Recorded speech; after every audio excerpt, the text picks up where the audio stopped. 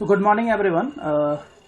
Today we are starting chapter number 2 और unit number 2 that is compressor. ठीक है, तो इससे पहले हम लोग पढ़ चुके हैं कि रेफ्रिजरेशन क्या होता है, रेफ्रिजरेशन साइकिल क्या होता है, रेफ्रिजरेंट क्या होता है, कितने टाइप के रेफ्रिजरेशंस होते हैं, what are the different types of refrigerant used, कितने टाइप के रेफ्रिजरेंट होते हैं, और कार्नोट साइकिल, हीट पंप क्या होता है, हीट इंजन क्या होता है, रेफ्रिजरेटर क्या होता है. ठीक है, ये सारी चीजें हम लोग डिस्कस कर चुके हैं लास्ट वाले बाकी जो मतलब प्रीवियस लेक्चर्स में.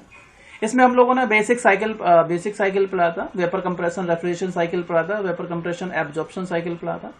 तो ये सारे सिस्टम्स होते हैं रेफ्रिजरेशन के. इसके अलावा और भी बहुत सारे मेथड्स हैं जिससे आप रेफ्रिजरेटिंग इफेक्ट प्रोड्यूस कर सकते हो. रेफ्रिजरेशन का मतलब बेसिकली कूलिंग करना, किसी भी ऑब्जेक्ट को वो सराउंडिंग टेम्परेचर से कम टेम्परेचर पर मेंटेन रखने का जो काम होता है वो रेफ्रिजरेशन होता है. ठीक है, तो चलते हैं. अभी हमारा जो चैप्टर नंबर 2 है, वन बाय वन, क्योंकि हमें क्या करना है, जो भी रेफ्रिजरेशन साइकिल होता है, वेपर कंप्रेशन रेफ्रिजरेशन साइकिल जो होता है, जिसको हम VCRS बोलते हैं, तो उस वेपर कंप्रेशन रेफ्रिजरेशन साइकिल में हम जितने भी कंपोनेंट्स थे हमारे, ठीक है, जितने भी हमारे कंपोनेंट्स थे उन सारे कंपोनेंट्स की स्टडी कर चुके हैं, है ना. एक मिनट. ठीक है, तो सारे कंपोनेंट्स, तो आपको पता होगा कि क्या क्या कंपोनेंट्स, क्या क्या पार्ट्स थे. एक vapour compression refrigeration system, vapour compression refrigeration जो सिस्टम हमने पढ़ा है, उसके क्या क्या पार्ट, कंपोनेंट्स क्या क्या थे, बताओ. What was the components of vapour compression refrigeration cycle? Do you remember और नॉट? पता है या भूल गए? पहला था कंप्रेसर, सेकंड क्या था? कंडेंसर, थर्ड क्या था? एक्सपेंशन डिवाइस या एक्सपेंशन डिवाइस, जिसको हम कैपिलरी ट्यूब भी बोलते थे, क्योंकि हमारा जो फ्रिज होता है उसमें कैपिलरी ट्यूब को यूज करते हैं ना, कैपिलरी ट्यूब. और चौथा जो कंपोनेंट था आपका क्या था? एवेपोरेटर, है ना. जी जी सर.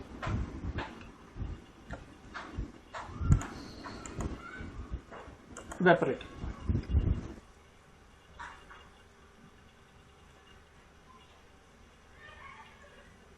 तो ये चार कंपोनेंट थे. अब जो आपके मॉड्यूल्स रहेंगे सारे के सारे, जैसे आपका पहला मॉड्यूल में तो आपने बेसिक पढ़ लिया कि क्या क्या कंपोनेंट होते हैं, क्या क्या साइकिल होते हैं, किस पे ऑपरेट करता है, रेफ्रिजरेंट क्या होता है.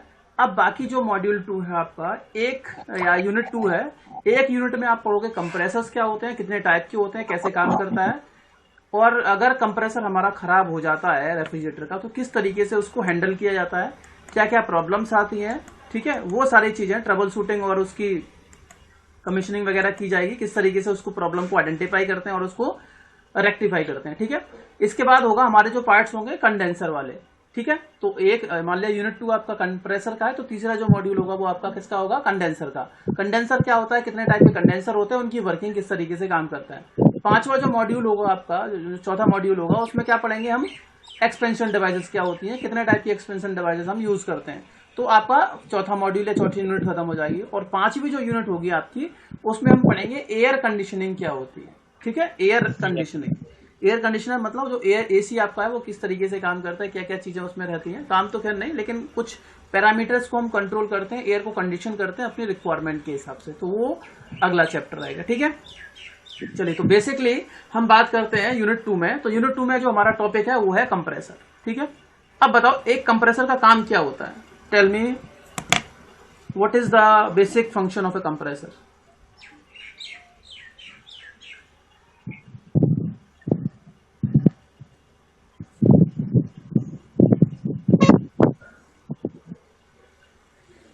यस, बोलो.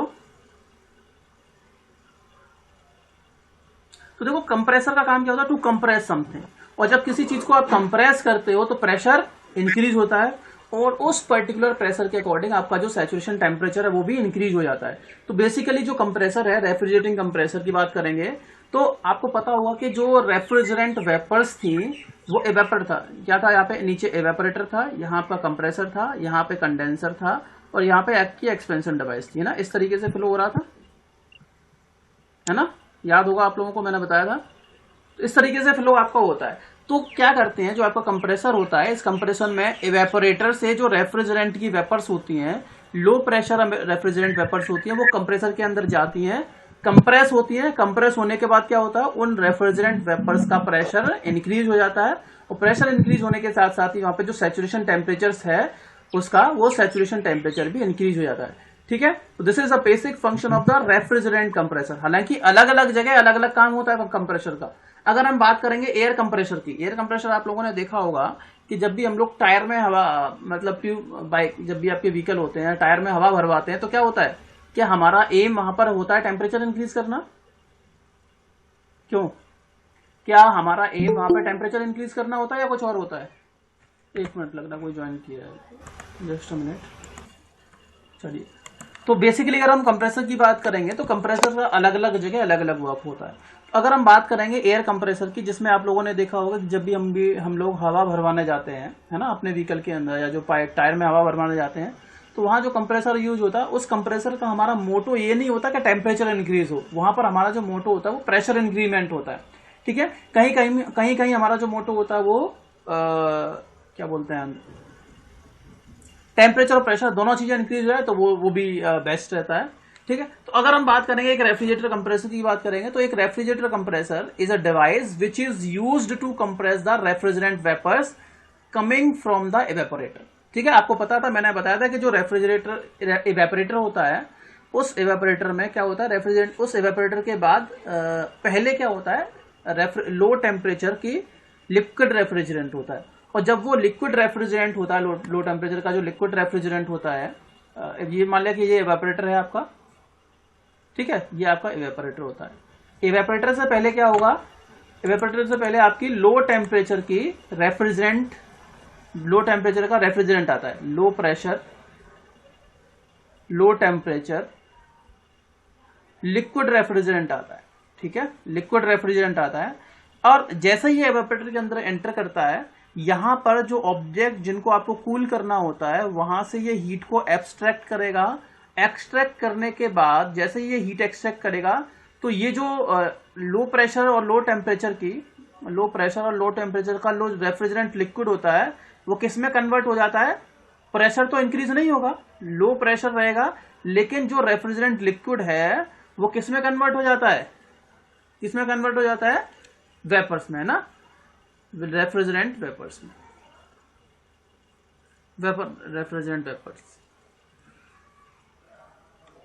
Refrigerant vapours. ठीक है, तो लो टेम्परेचर की हमें रेफ्रिजरेंट वेपर्स यहां मिल जाएंगी। तो ये जो लो टेम्परेचर की और लो प्रेशर की रेफ्रिजरेंट वेपर्स होती हैं वो किसको भेजी जाती है, कौन सी डिवाइस होती है इवेपोरेटर के बाद, यहां पर क्या होता है, कंप्रेसर। तो ये कंप्रेसर क्या करता है, इस लो टेम्परेचर और लो प्रेशर वाली रेफ्रिजरेंट वेपर्स को कंप्रेस करता है। क्या करता है, कंप्रेस करता है। तो वही लिखा है, a compressor is a device which is used to compress the refrigerant vapours coming from the evaporator. तो इवेपोरेटर से जो वेपर्स आ रही है उन रेफ्रिजरेंट वेपर्स को क्या करता है, कंप्रेस करता है। और कंप्रेस करने के साथ साथ क्या होता है, and to raise its pressure, जैसे आप चीज को कंप्रेस करेंगे तो क्या होता है, प्रेशर उसका बढ़ जाता है, so that the corresponding saturation temperature is higher than that of the cooling medium. जिससे क्या होगा कि जो आपका कूलिंग मीडियम है, कूलिंग मीडियम क्या है भाई, आपका जो रेफ्रिजरेंट आया, रेफ्रिजरेंट की वेपर्स आई, कंप्रेस हो गई, उसका प्रेशर भी इंक्रीज होगा कंप्रेस के बाद, और टेम्परेचर भी इंक्रीज हो गया। टेम्परेचर इंक्रीज इसलिए हुआ है क्योंकि मान लिया ये आपका जो कंप्रेसर, ये आपका कंडेंसर है। अब कंडेंसर में क्या होता है, कूलिंग होती है। तो क्या होता है, अगर इस रेफ्रिजरेंट वेपर्स का जो कि कंप्रेसर के बाद आ रही हैं उनका टेम्परेचर ज्यादा ना मिले, अगर उनका टेम्परेचर ज्यादा नहीं होगा तो हीट रिलीज नहीं हो पाएगी। इसीलिए जैसे इनका टेम्परेचर बढ़ेगा तो जो आपका कूलिंग मीडियम है, एयर जो है, एटमॉस्फेयर एयर, जो आपकी एटमॉस्फेरिक एयर है उसको ये हीट रिलीज कर देगा। ठीक है, उसको क्या करेगा, हीट रिलीज करेगा। तो बेसिकली क्या कर रहे हैं हम कि जो आपका रेफ्रिजरेंट, जो आपका इवेपोरेटर है, उस इवेपोरेटर में सब्जियां यहाँ रखी हुई हैं, हमारा सेब वगैरह रखे हुए हैं, पानी रखा हुआ है, यहां से ये हीट यहां से हम ऑब्जेक्ट में से हीट ले लेते हैं और यहां कंडेंसर में जाकर के उसको एटमॉस्फेयर में भेज देते हैं। ठीक है, समझ में आ गया कि नहीं, बोलो हेलो, हेलो, हेलो, अरे आवाज नहीं आ रही क्या,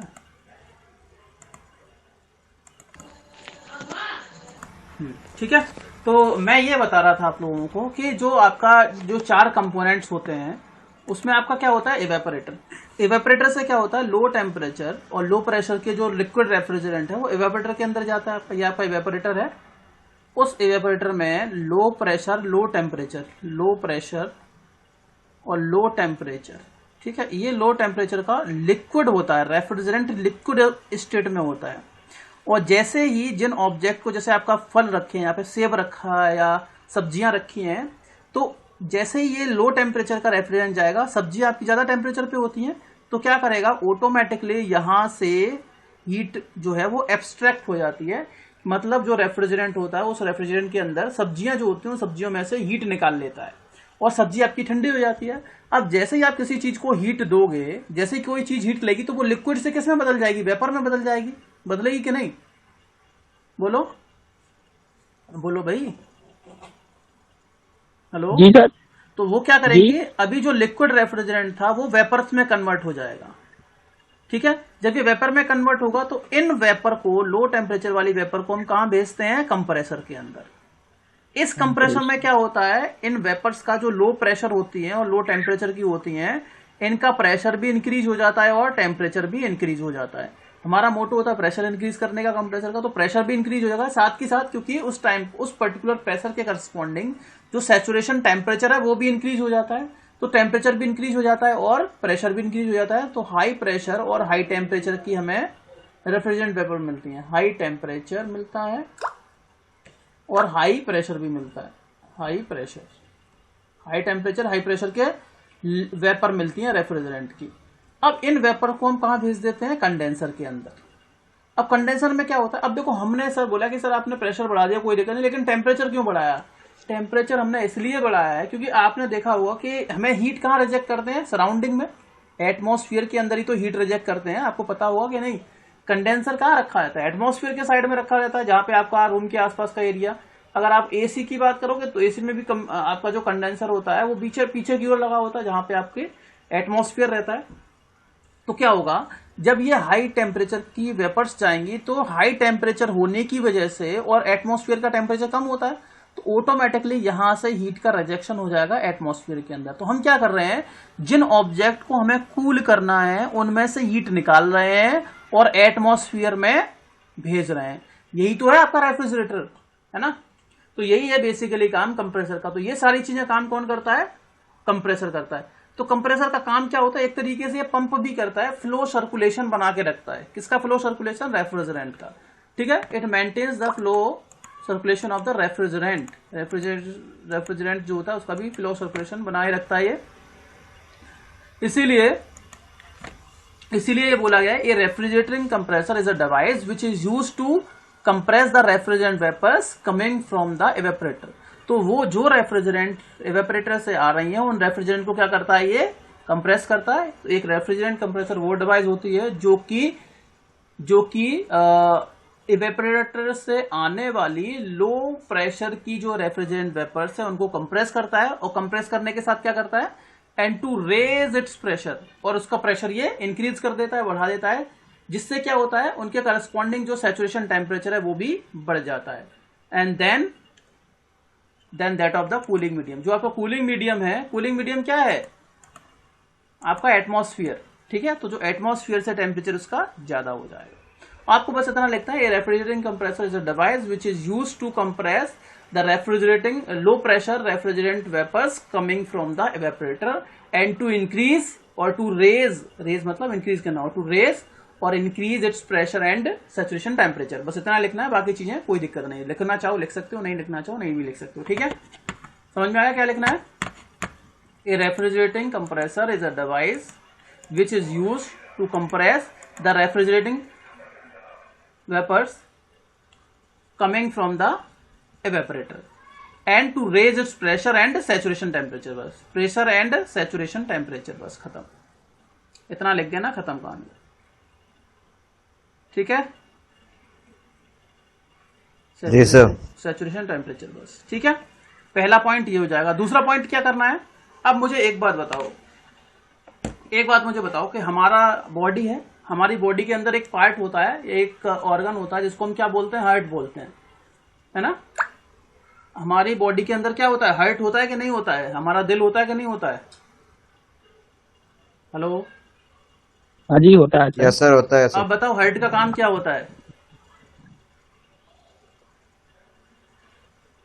tell me the work. Sir वो तो पूरा मतलब उसी से तो पूरा हमारा सिस्टम वर्क करेगा, मतलब जब वो चलेगा तभी तो हाँ, हम करता क्या है वो, हार्ट क्या करता है। सब पंप अप करता है, मतलब एक तरह पंप से अप जिसे करता कहते है, हैं किसको पंप करता है बताओ। सर, मतलब जो हमारा बॉडी सिस्टम है उसको जैसे बॉडी सिस्टम को नहीं, ब्लड ब्लड, हाँ ब्लड सर्कुलेशन को वो पंप अप करता है पंप सर। करता है। मतलब अब एक बात मुझे बताओ, हमारा जो शरीर है उसमें नीचे भी वेन्स हैं, नसें नीचे भी हैं, ब्लड नीचे भी जी सर्कुलेट हो रहा है, ऊपर भी जा रहा है, जी नीचे भी जा रहा है, ऊपर भी जा रहा है। तो मतलब एक ऐसी डिवाइस होनी चाहिए हमारे पास जो उस ब्लड को पूरे शरीर में पंप करता रहे कंटिन्यूअसली, रेगुलरली। Yes sir. और अगर आपको पता है कि जैसे ही हार्ट ने काम करना बंद कर दिया तो क्या हो जाता है, क्या हम जीवित रह पाएंगे, सर नहीं सर। नहीं रह पाएंगे। ऐसे ही यस सर। कंप्रेसर का काम होता है। कंप्रेसर का काम क्या करना होता है, देखो हमारी बॉडी के अंदर जो वेन्स है उसमें ब्लड सर्कुलेट हो रहा है। इसी तरीके से जो रेफ्रिजरेटर होता है उसके अंदर रेफ्रिजरेंट सर्कुलेट होता है। तो रेफ्रिजरेंट को कॉन्टिन्यूअसली पंप करने का काम, कॉन्टिन्यूअसली सर्कुलेट करने का काम किसका होता है, कंप्रेसर का। तो आपने देखा कि जो काम हमारे शरीर में हार्ट कर रहा है वही काम एक रेफ्रिजरेटर में कौन कर रहा है, कंप्रेसर कर रहा है। That's why we can say a compressor is called as the heart of refrigerating system. एक रेफ्रिजरेटिंग सिस्टम का हार्ट किसको बोला जाता है, कंप्रेसर को। ठीक है, समझ में आ गया। सो जी सर। इसीलिए लिखा है इट कॉन्टिन्यूअसली, इट मतलब compressor continuously circulates the refrigerant through the refrigerating system. तो आपका जो कंप्रेसर होता है उस रेफ्रिजरेंट को पूरे रेफ्रिजरेटिंग सिस्टम में सर्कुलेट करना पड़ता है, करता रहता है। इसीलिए hence it is also called as the heart of the refrigerating system. इसीलिए हम कंप्रेसर को क्या बोलते हैं, रेफ्रिजरेटिंग सिस्टम का हार्ट बोला जाता है। ठीक है, is it clear. Yes sir. चलिए, तो यहां से I am asking one question to you. आप लोगों ने सुना होगा कि एसी फेल हो गए, सुना है कि नहीं सुना है। जब गर्मियां ज्यादा पड़ती हैं तो हाँ आप बोलते हैं यार एसी फेल हो गए, एसी काम नहीं कर रहे हैं। जी सर। सुना है कि नहीं सुना है। यस सुना सर। मैंने है। बोला कि जो एसी हैं आपके वो फेल हो गए भैया, एसी जो आपके एसी हैं फेल हो गए।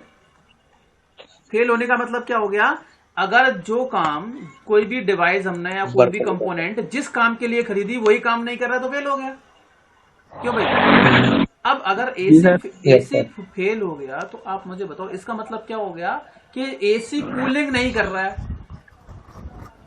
एसी कूलिंग कर रहा है कि नहीं कर रहा है, नहीं कर रहा है, तभी तो एसी फेल हो गए, नहीं कर रहा है ना। हूँ। अब आपको पता है कि यहां पर आपका रहता है कंडेंसर, यहां आपका रहता है कंप्रेसर, यहां इवेपोरेटर और यहां आपका एक्सपेंशन डिवाइस होती है ना, थ्रॉटलिंग डिवाइस भी बोल सकते हैं, है ना। चलिए हम क्या करते हैं, हम ये करते हैं कि यहां से हीट निकालते हैं, हीट को एब्जॉर्ब करते हैं और यहां हीट को क्या कर देते हैं, रिजेक्ट कर देते हैं, हीट रिजेक्ट कर देते हैं ना, रिजेक्ट एटमॉस्फेयर में। Yes sir. अब आप मुझे बताओ, मान लिया कि जो कंप्रेसर आपने वेपर्स को कंप्रेस किया उसका टेम्परेचर मान लिया है 48 डिग्री सेंटीग्रेड। सपोज क्या है, कंप्रेसर के बाद जो वेपर जा रही है उनका टेम्परेचर कितना है, 48 डिग्री सेंटीग्रेड, है ना। और मान लिया कि जो आपका एटमॉस्फेयर है उस एटमॉस्फेयर का टेम्परेचर कितना है, 30 डिग्री सेंटीग्रेड सपोज।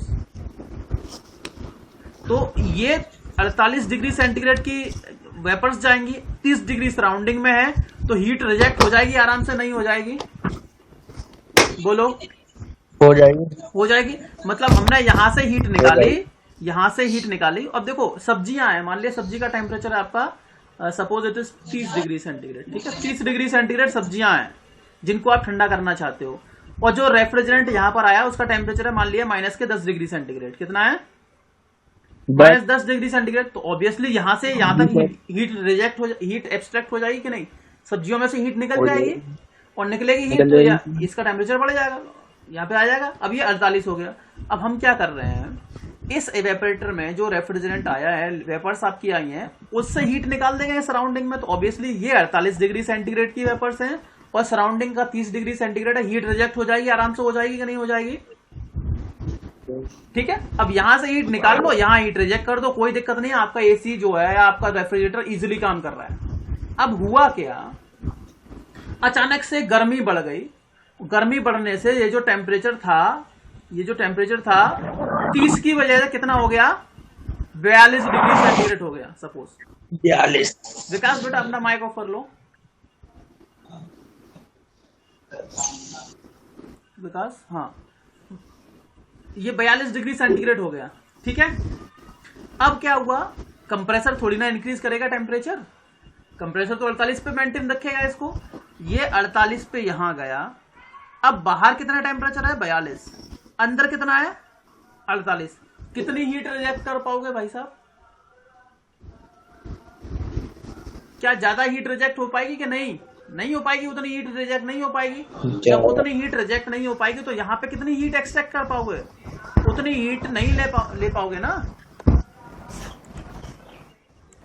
जब आप यहां से हीट एब्स्ट्रैक्ट ही नहीं कर पा रहे हो तो रिजेक्ट कहां करोगे? जैसे मैं आपको एक एग्जांपल देता हूं, एक कमरे में 50 लोग बैठ सकते हैं। कितने लोग बैठ सकते हैं? 50। ठीक है, there is a room in which only we can say 50, it can accompany only 50%। इस कमरे में एक कमरा है आपके पास जिसमें 50 लोग बैठ सकते हैं। ठीक है, इसमें आपके मान लिया 50 लोग बैठ सकते हैं। अब ये कमरा पहले से ही 50 पे भरा हुआ है, तो क्या इसमें और लोग आ सकते हैं क्या? No sir. इसका मतलब आपने यहाँ पर हीट ले ली, लेकिन जब रिजेक्ट ही नहीं कर पाओगे तो और लोगों को कैसे बिठा लोगे? अब कब बिठा पाओगे? जब आपने मान लिया कि यहाँ से 50 लोगों को बिठा दिया, दूसरे गेट से 50 लोग निकल गए, तो आप उतने दोबारा से कंपनी कर पाओगे? दोबारा से उतने लोग बिठा पाओगे कि नहीं बिठा पाओगे? ठीक है, इसीलिए हीट एब्स्ट्रैक्शन और हीट रिजेक्ट नहीं हो पाएगी तो आपका रेफ्रिजरेटिंग सिस्टम वर्क नहीं करेगा, उतना इफेक्टिवली वर्क नहीं कर पाएगा। तो heat rejection is very important. Heat extraction के साथ साथ heat rejection is very important. अगर हीट रिजेक्ट नहीं होगी इसमें से तो आपका रेफ्रिजरेटिंग सिस्टम या एयर कंडीशनर काम नहीं करेगा। इसीलिए बोलते हैं आपका एसी फेल हो गया। एसी फेल होने का मतलब है कि आपकी हीट जो है वो एटमॉस्फेयर में रिजेक्ट नहीं हो पाएगी। समझ में आ गया कि नहीं? अब देखो, यस सर। अब सुनो मेरी बात। बोलते हैं कि सर हमारा घर पे फ्रिज रखा हुआ है लेकिन वो ठीक से कूलिंग नहीं कर रहा है। समझ में आया? बोले सर हमने हमारे घर में फ्रिज रखा हुआ लेकिन ठीक से कूलिंग नहीं कर रहा है, क्या करें? क्या करोगे बताओ? बोलो क्या करें? बेटा, जिसके आसपास माइक ऑफ है, आवाज हो रही है, बंद कर लो। क्या करेंगे भाई? हीट रिजेक्शन इंक्रीज कर दो, हीट एक्सट्रैक्शन बढ़ जाएगा, है ना? कैसे? यहां पर आप एक पंखा लगा दो, फैन लगा दो। जब फैन चलेगा तो हीट रिजेक्शन रेट इंक्रीज हो जाएगा। क्यों भाई? पंखा लगा देते हैं तो क्या होता है? हीट रिजेक्शन बढ़ जाएगा, और जैसे हीट रिजेक्शन बढ़ेगा हीट एक्सट्रैक्शन भी बढ़ जाएगा। इसीलिए जहां पर आपका फ्रिज रखा है उसके पीछे थोड़ी देर के लिए पंखा चला दो, तो जो गर्म हवा होगी आसपास वाली वो वहां से हट जाएगी और ठंडी हवा आ जाएगी। ठीक है, और जब ठंडी हवा आएगी मतलब कम टेम्परेचर वाली आएगी तो इजीली आप हीट रिजेक्ट कर पाओगे वहां पे। ठीक है, चलिए समझ में आ गया कि ये हर्ट होता है, किस तरीके से काम करता है, जरूरत क्या है। अगर आपके पास कंप्रेसर नहीं होगा तो क्या क्या चीजें होंगी, क्या क्या प्रॉब्लम होगी? क्योंकि अगर कंप्रेसर नहीं होगा तो वो पंप नहीं कर पाएगा, पंप नहीं कर पाएगा तो आपका रेफ्रिजरेटिंग सिस्टम काम नहीं करेगा, वेपर कंप्रेशन रेफ्रिजरेटिंग सिस्टम काम नहीं करेगा। ठीक है, समझ में आ गई चीजें? चलिए अब देख लेते हैं कितने टाइप के कंप्रेसर्स होते हैं। जनरली अगर हम कंप्रेसर की क्लासिफिकेशन की बात करेंगे तो एक compressor can be classified into the following category. तो पहला है आपका on the method of compression. ठीक है, किस मेथड से आप चीजों को कंप्रेस कर रहे हो उसके बेसिस पे अगर हम देखें तो आपका जो कंप्रेसर होता है वो 3 टाइप का होता है। पहला होता है रेसिप्रोकेटिंग कंप्रेसर। रेसिप्रोकेटिंग कंप्रेसर ऐसा कंप्रेसर होता है जिसमें कि हम क्या करते हैं? पिस्टन सिलेंडर अरेंजमेंट यूज करते हैं, जो आप लोग बोल रहे थे अभी, है ना? पिस्टन सिलेंडर इसमें लगा होता है। दूसरा होता है आपका रोटरी कंप्रेसर, जहां पे देखो रेसिप्रोकेटिंग में क्या होता है, ऐसा मोशन होगा, to and fro, linear motion, reciprocating motion. और रोटरी कंप्रेसर में आपका जो कंप्रेसर होगा उसमें रोटरी मोशन होगा। ठीक है। और सेंट्रीफ्यूगल कंप्रेशन में क्या होता है, we use centrifugal effect to increase the pressure. Pressure को इंक्रीज करने के लिए हम सेंट्रीफ्यूगल इफेक्ट का काम करेंगे, यूज करेंगे। कैसे यूज करेंगे वो इसकी वर्किंग पर डिपेंड करेगा, ठीक है। पहला समझ में आया, according to the method of compression. तो मेथड ऑफ कंप्रेशन में 3 टाइप के होते हैं, रेसिप्रोकेटिंग, रोटरी और सेंट्रीफ्यूगल कंप्रेसर, ठीक है। बोलो बोलो भाई। जी जी आपकी ठीक है, तो ठीक है। आपने देखा होगा, पंप देखी है, ब्लोअर देखे, पंप ब्लोअर तो? हाँ घर में जो ब्लोअर होते हैं ना चलाने वाले, हाँ देखे हैं वो भी अभी। एक हाँ, तरीके से ठीक है। ऐसा ही काम करते हैं, ऐसे ही काम करते हैं वो भी, ठीक है। चलिए, दूसरा होता है according to the number of working stroke, कितने वर्किंग स्ट्रोक हैं। तो वर्किंग स्ट्रोक के बेसिस पे सिंगल एक्टिंग होता है और डबल एक्टिंग होता है। सिंगल एक्टिंग का मतलब है जब एक बार जाओगे तो आपकी एयर कंप्रेस हो जाएगी, वापस आओगे तो काम नहीं करेगी, आगे जा रहे हो पीछे जा रहे हो, है ना। सिंगल एक्टिंग का मतलब है जैसे मान लिया एक बार जाओगे इधर, एक बार जाओगे इधर, तो सिंगल एक्टिंग का मतलब है कि जब आप आगे जाकर के पीछे लौटोगे तो केवल एक बार कंप्रेशन होगा, एक बार कंप्रेशन होगा। समझ में आया, सिंगल एक्टिंग में। लेकिन डबल एक्टिंग में क्या होगा, जब आप आगे जाओगे तब भी कंप्रेशन होगा और पीछे आओगे तब भी कंप्रेशन होगा। एक जगह कंप्रेशन हो रहा होगा और दूसरी जगह एक्सपेंशन या एग्जॉस्ट हो रहा होगा, ये ऐसा ही इसमें होता है, ठीक है। तो सिंगल एक्टिंग का मतलब होता है कंप्रेशन एक बार में पूरे स्ट्रोक में आने जाने में, मतलब पूरा एक जो साइकिल होता है तो जाना और आना, तब एक बार कंप्रेशन होगा। और डबल एक्टिंग में जाओगे तब भी एक जगह कंप्रेशन हो रहा होगा, एक जगह एग्जॉस्ट हो रहा होगा, और जब वापस आओगे तो एक जगह एक्सपेंशन, एक जगह मतलब एग्जॉस्ट हो रहा होगा, ठीक है। तीसरा है according to the number of stages, ठीक है। स्टेजेस, तो कितने स्टेजेस हो सकते हैं उसके बेसिस पे, सिंगल स्टेज और मल्टी स्टेज कंप्रेशन, ठीक है। सिंगल स्टेज और मल्टी स्टेज। सिंगल स्टेज और मल्टी स्टेज का मतलब क्या हो गया, जैसे मान लिया मुझे किसी चीज को कंप्रेस करना है एक बार से लेकर के 20 बार तक, कितने बार तक, 20 बार, ठीक है। 1 बार से 20 बार तक कंप्रेस करना है, मेरे पास एयर है 1 बार प्रेशर की और मुझे उसको 20 बार प्रेशर तक कंप्रेस करना है, तो कैसे करेंगे, क्या एक बार में ही 1 से 20 तक ले जाएंगे, नहीं, इसकी भी लिमिट होती है। आप एक बार में मैक्सिमम 8 तक जा सकते हो, 8 टाइम तक जा सकते हो, है ना। एक बार से 8 बार तक, मतलब 8 गुना तक कर सकते हो। उससे ज्यादा करोगे तो आपको कंप्रेसर का साइज बहुत बड़ा होगा और कनेक्टिंग रॉड भी आपकी फेल हो सकती है। इसीलिए हम क्या करते हैं, कंप्रेशन एक कंप्रेसर में ना करके एक से ज्यादा कंप्रेसर में करते हैं। मतलब पहले हमने क्या किया, एक बार से 8 बार तक एक कंप्रेसर में कर लिया, दूसरा मान लिया 8 बार से मान लिया 16 बार तक दूसरे में कर लिया, फिर मान लिया 16 से 20 बार तक, या मान लिया अगर ये 24 बार है तो 16 से 24 बार तक तीसरे वाले कंप्रेसर में कर लिया। तो ये क्या हो गया आपका स्टेजेस, है ना। या एक ही कंप्रेसर के अंदर स्टेजेस हो सकती हैं, वो भी आपका केस यहां पर हो सकता है, ठीक है। तो सिंगल स्टेज मल्टी स्टेज समझ में आ गया क्या होता है। अरे आपको पता होगा ना भैया, गेम तो खेले हैं, गेम खेले हैं कि नहीं जी गेम में स्टेजेस होती हैं, गेम में स्टेजेस होती हैं कि एक मिशन को कंप्लीट करने में 6 स्टेजेस हैं हमारे पास, तो एक एक स्टेज ही तो जाते हो शुरू से एंड तक जाने में, वही ऐसा ही कंप्रेसर के अंदर होता है, हाँ सर ठीक है।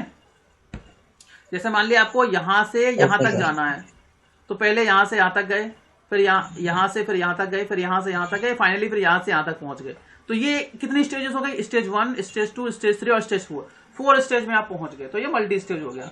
चौथा वाला क्या है आपका, fourth one is the according to the method of drive, ठीक है। कौन सी ड्राइव है, मेथड कौन सा है आपका, ड्राइव का मेथड क्या है। तो डायरेक्ट ड्राइव कंप्रेसर होते हैं, एक होते हैं belt drive compressor. Direct drive का मतलब होता है कि आपका जो कंप्रेसर है वो डायरेक्टली आपकी मोटर से कनेक्ट होगा, और बेल्ट ड्राइव में उन दोनों को कनेक्ट करने के लिए बेल्ट लगी होगी बीच में, ठीक है। ओके, समझ में आ गया। Yes sir. अगला है according to the location of the prime mover. Prime mover समझते हो क्या होता है, बोलो। प्राइम मूवर वो डिवाइस होती है जो आपके कंप्रेसर को ड्राइव करेगी, रन करेगी। जैसे अगर आपने देखा होगा कि जो एयर कंप्रेसर होते हैं जहां पे आप लोग टायर में हवा भरवाते हैं, तो लाइट चलाने जैसे ही वो स्विच ऑन करते हैं तो मोटर चालू हो जाती है, तो वो जो मोटर है वो प्राइम मूवर है उसको चलाने के लिए, ठीक है। तो इसमें होता है सेमी हार्मेटिकली कंप्रेसर और एक होता है हार्मेटिकली कंप्रेसर, ठीक है। सेमी हार्मेटिक कंप्रेसर क्या होते हैं, जिसमें ये डायरेक्ट ड्राइव होता है, इसमें मोटर होती है, कंप्रेसर होता है, अलग अलग हाउसिंग में। मतलब एक तरफ आपका मोटर होगी, यहां पर मोटर होगी, और यहां पर क्या होता है आपका अलग ड्राइव ड्राइव होगी, ड्राइविंग कंपोनेंट। और जबकि हर्मेटिकली कंप्रेसर में ये डायरेक्ट होता है, इसमें मोटर होती है और कंप्रेसर सेम हाउसिंग में होते हैं, एक ही उसमें होते हैं, ठीक है। ये एक ही में होते हैं और वो अलग अलग होता है। तो ये है, आज हम यहीं तक डिस्कस करेंगे। बाकी नेक्स्ट क्लास में वॉल्यूमेट्रिक एफिशिएंसी पे काम करेंगे कि वॉल्यूमेट्रिक एफिशिएंसी क्या होती है रेफ्रिजरेटिंग कंप्रेसर की, रेसिप्रोकेटिंग कंप्रेसर की। यहां से क्वेश्चन इसका जो फॉर्मूला होता है ना वॉल्यूमेट्रिक एफिशिएंसी का, एसएससी जेई में पूछा जाता है। एसएससी जेई में यहां से क्वेश्चन आते हैं, याद रखना, इंपॉर्टेंट है। इसका फॉर्मूला आपको डायरेक्टली याद करना है, what is the formula of volumetric efficiency of reciprocating compressor. यहां से क्वेश्चन आता है, याद रखना है, रिमेंबर, ठीक है भाई। तो ये हम नेक्स्ट क्लास में डिस्कस करेंगे वॉल्यूमेट्रिक एफिशिएंसी का। चलिए आप लोग वैसे एक बार पढ़ लेना, अगर कोई दिक्कत हो तो मुझे बता देना, ठीक है। चलिए, थैंक यू वेरी मच।